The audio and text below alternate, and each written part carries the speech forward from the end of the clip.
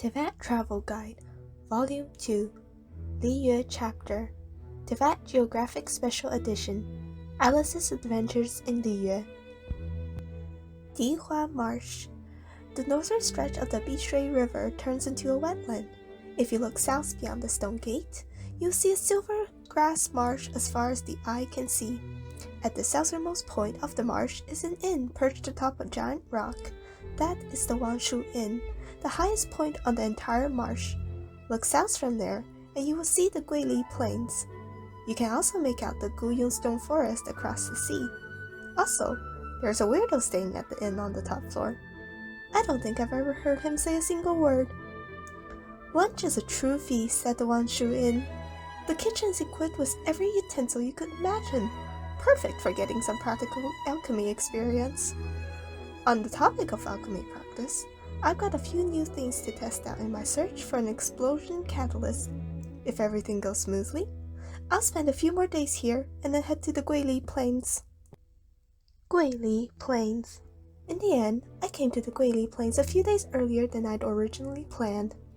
Records suggest that prior to the Archon War, this area was a thriving marketplace. The foxes and wild finches are stunning here, with fur and feathers that have a certain glow about them. But I hear that they can be pests too. Liyue locals complain that they keep eating their fruit offerings to the Geo-Archon. I wonder if that gives them a fruity aroma when roasted. Maybe I should go hunting.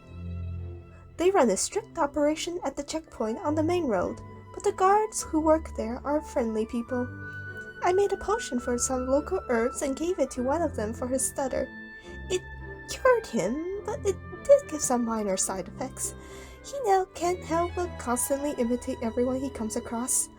Not just what they say, but the way they say it. It's uncanny how spot on his impressions are. Jueying Karst. I'm told that somewhere amidst the misty peaks of Jueying Karst lives an Adeptus, the exact location hidden somewhere in the ocean of cloud. All the Liyue Earth Gatherers claim to have seen the realm of the Adepti in all its glory revealed before their very eyes in the clouds. Based on personal experience, I can say that overindulging on a certain type of mushrooms can induce visions of a similar nature. The terrain here fascinates me. So many of these stone pillars look like they belong deep underground, not here on top of a mountain. There is supposed to be an underground reservoir here. Part of me wonders if all the water was drawn out, perhaps Jueying Karst will find itself back on the ocean floor where it belongs. My travel companion Zhongli is the sternest person I know, but he seems most entertained by this series. He won't stop laughing. What an odd fellow. Yaoguangshou.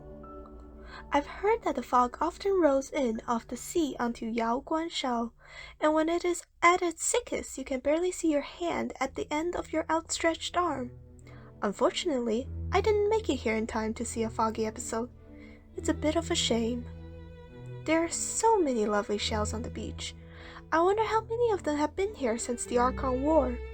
I strung some of them together to make a necklace, but unfortunately that fisherman from the inn sat on it and broke it.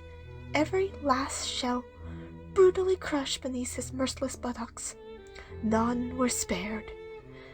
Not only that, but because he injured himself on the shards of broken shell, I had to pay his medical bills. A giant conch shell stands on the beach where the Bishui River enters the sea. A kind old lady lives inside.